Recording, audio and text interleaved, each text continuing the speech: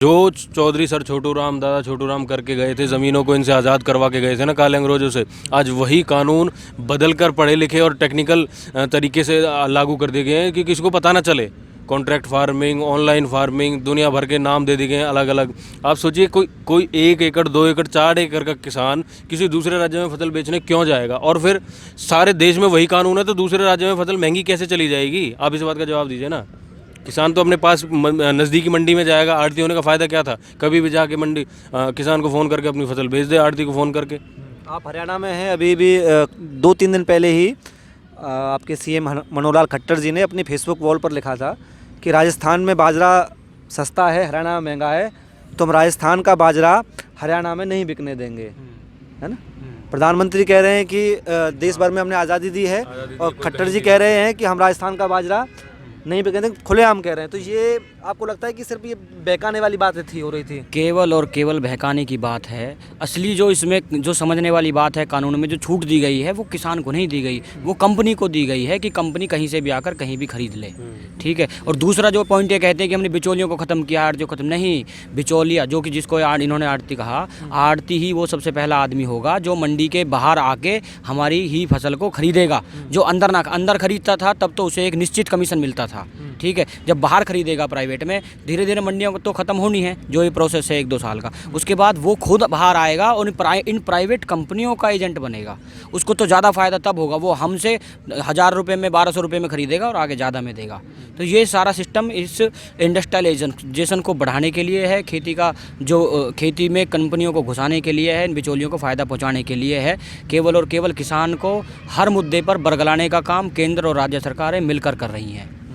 एक हम इसी मुद्दे पर किसानों के साथ बातचीत कर रहे थे, तो उन्होंने इस बिल को लेकर एक और शंका जाहिर की थी। उनकी शंका ये थी कि जब आप किसान अपनी फसल बेचता है तो जो दूसरी फसल का टाइम आता है तब तक के लिए कुछ थोड़ी सी फसल अपने पास रख लेता है, तो उस फसल को तब बेचता है जब दूसरी वाली फसल आनी होती है। लेकिन अगर मंडियाँ ख़त्म हो गई तो वो अपनी उस फसल को, जैसे मान के चलो 10-5 मन गेहूँ रोक लिए, तो उसको वो बेचने कहाँ जाएगा? क्या ये परेशानी हो सकती है इन बिलों के बाद? ये परेशानी बिल्कुल होगी। ये परेशानी सबसे पहले होगी, और उसके बाद जो बड़ी परेशानी होगी वो होगी हमारे पास बेचने के लिए बाजार ही नहीं बचेगा, जगह ही नहीं बचेगी। हम बेचेंगे कहाँ जाके?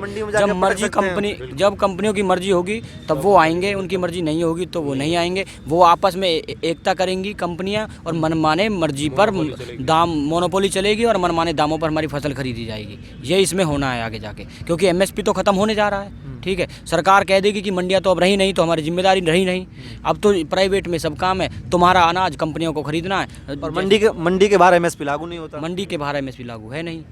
ये सारी चीज़ें हैं। और इसके बाद भी मैं एक मैसेज अपने इस क्षेत्र के, ब्रज क्षेत्र के लोगों को बड़े ही गहरी आत्मा से, और क्षेत्र से पहले ब्रज क्षेत्र में बैठे मैं एक बात बताता हूँ।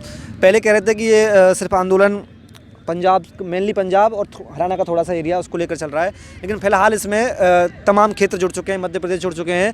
और आपके आंदोलन को, इससे पहले मैं बता भी रहा था वीडियो स्टार्ट करने से पहले, कि पीछे केएमपी पर कुछ लोगों को रोक दिया गया है, और यहाँ पर आपको टुकड़ियों, इस तरह से अलग अलग टुकड़ियों में क्यों बांटा जा रहा है आंदोलन को?